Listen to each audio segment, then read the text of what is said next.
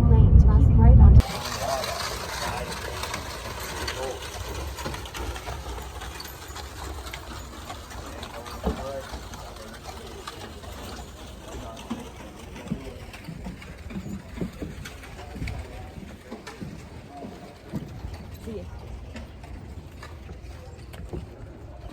Champ on the right. You'll probably hear me talking to these two fellas as we head around town. Giant Champ. Sit back and relax while they pull us over 140 years back in time. Back when Tombstone was a silver mining town. Step up, boys.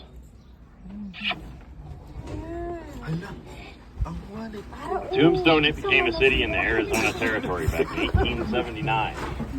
In our first 3 years, we had 2 major fires here. And I'll talk about those more as we head around town.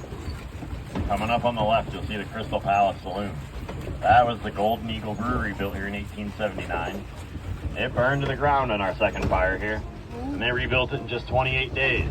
Opened it back up as the Crystal Palace. Say hi, Mama Jen.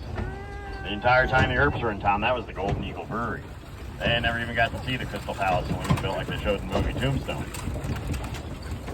And to your left, the Oriental Saloon. That is where Wyatt controlled the barrow card tables. And by the corner by that fire hydrant there, well, that's the corner where Buckskin Frank Leslie shot and killed Billy Claiborne. Billy Claiborne, he's one of them cowboys that ran away from the famous gunfight with the Earps. On the right, the branding iron. That is where the Bucket of Blood Saloon once stood. And on a December night of 1881, Marshal Virgil Earp, he was walking out of the Oriental Saloon to go on his nightly round. That's when an assassin fired a shot at him off the roof of the Bucket of Blood. That came from a 10-gauge shotgun. Most of them pellets, they went into Virgil's left arm. So Doc Goodfellow, our local surgeon here in Tombstone, got to working on it. They dug all that buckshot out of his bone and sewed him back together. He ended up losing use of that arm for the rest of his life. Virgil fled Tombstone after his brother Morgan's assassination. He went out to California where he continued his career as a lawman out there, becoming known as the one-armed law dog. He died at the age of 62 years old from pneumonia. On the right, the Birdcage Theater. That is our most original building here in Tombstone. It was never touched by fire. It's also considered to be our most haunted building. There was 26 murders that happened inside those doors during its rough and rowdy time of operation. There's about 140 bullet holes in those walls as well. Its grand opening was December 26, 1881. That's when a poker game started in the basement, and it went on to be the world's longest. It went on 24 hours a day, 7 days a week, non-stop for almost 9 years straight. When one man dropped out of that game, there was another man waiting to buy in that entire time. The buy-in was $1,000. $1,000 back in the 1880s was equivalent to $30,000 in today's money. So you can imagine the kind of high rollers that were sitting around that table, and how heated those arguments must have gotten over that kind of money back in those days.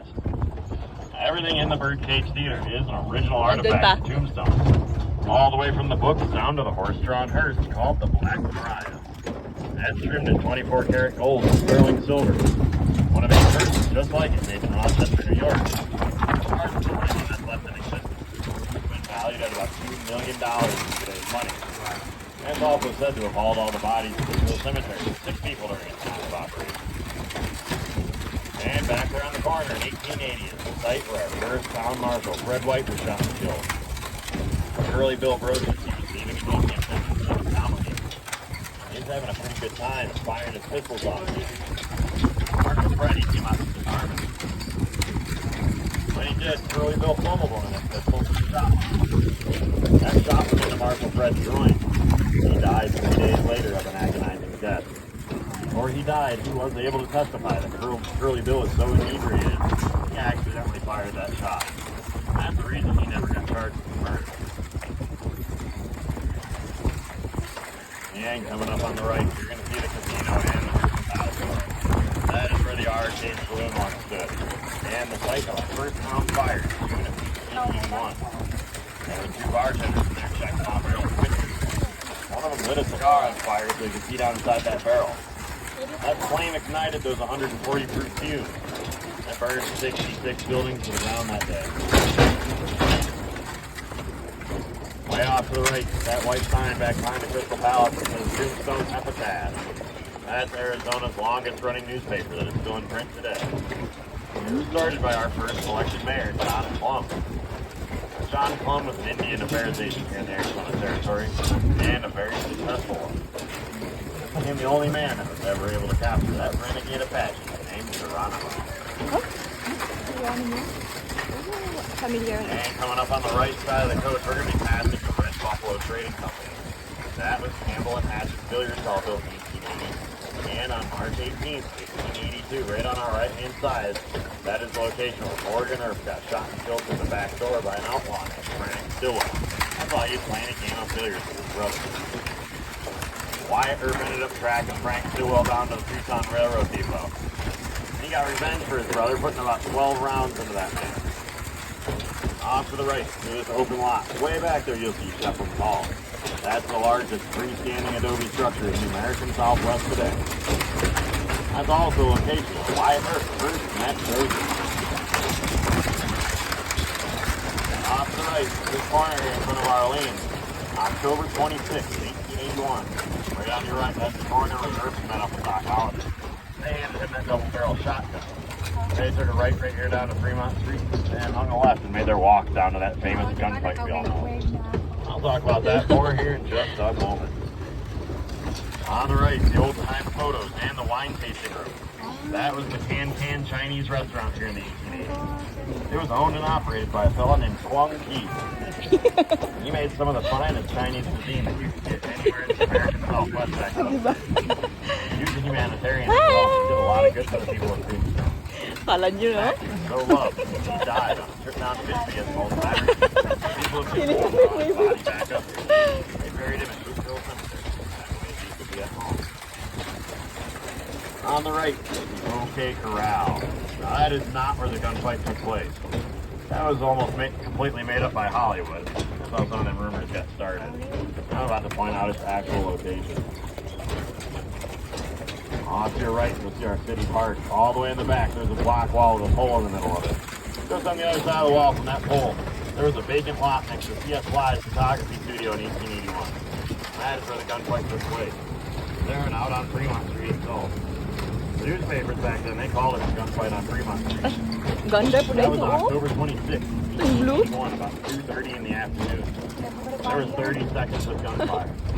3 cowboys lay dead. Tom and Frank McLaury and Billy Clinton, they all lost their lives that day. Morgan, Virgil, and Doc Holliday, they were all wounded in that fight. Wyatt Earp, he walked away without a scratch. Fort Deuce's Saloon that's on your left, that was the home of Patty Moreland. And she was one of the only eyewitnesses to that gunfight. I'll bring her name up a little further on down the tour.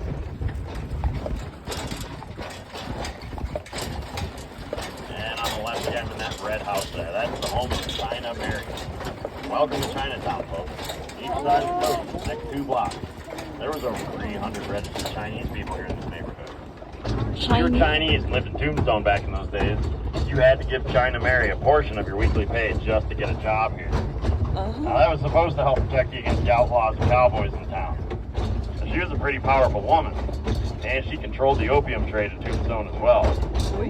The RV park off to your right, that's the location where multiple of China Mary's opium dens and brothels once stood.